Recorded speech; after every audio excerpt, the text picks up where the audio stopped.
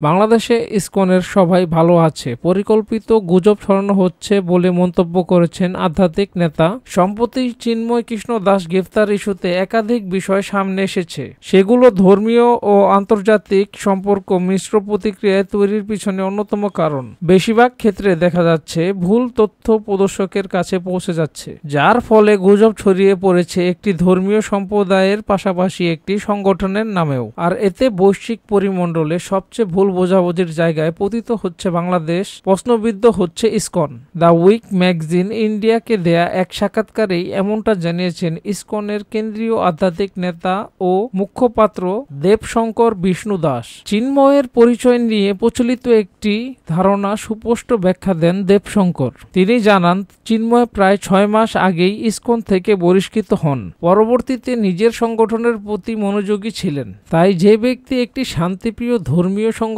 থেকে বিতাড়িত, তার সম্পর্কে তথ্য প্রচারে ইসকন শব্দটা ব্যবহার না করার দিকেই দৃষ্টিপাত করেন দেবশঙ্কর। এতে 110টি দেশের শান্তির পক্ষে কাজ করা ইসকনের ভাবমূর্তি নষ্ট হচ্ছে বলে অভিযোগ করেন তিনি। চট্টগ্রামে চিন্ময়ের পক্ষে এক আইনজীবী লড়াই করার সিদ্ধান্ত নিলেও তিনি বাধার মুখে পড়েন। এমন কিছু তথ্য চাওর হয়েছে বলে জিজ্ঞেস করা হলে দেবশঙ্কর জানায়, এটি সঠিক নয়। যারা এই ধরনের তথ্য পাচার করছে তারা ভুল বার্তা দিচ্ছে। শুধু চিন্ময় না, যে কোনো মানুষ, তা যে ধর্মের বর্ণের হোক, তারা আইনের মাধ্যমে সঠিক বিচার পাওয়ার পক্ষে কথা বলেন দেবশঙ্কর। তবে যেহেতু চিন্ময় দাস ইসকনের সদস্য নন, তাই ইসকনের কাছ থেকে তিনি সাহায্য প্রার্থী হতে পারে না বলেও মনে করেন ধর্মীয় সংগঠনের মুখপাত্র। এ সময় বাংলাদেশে ইসকনের যাত্রা ও কর্মকাণ্ডের জোরপূর্বক কোনো শিথিলতা আনা হয়েছে কি না এমন প্রশ্নের উত্তরে দেবশঙ্কর জানান, এটা হাস্যকর। বাংলাদেশের সরকার থেকে শুরু করে সেখানকার কেউ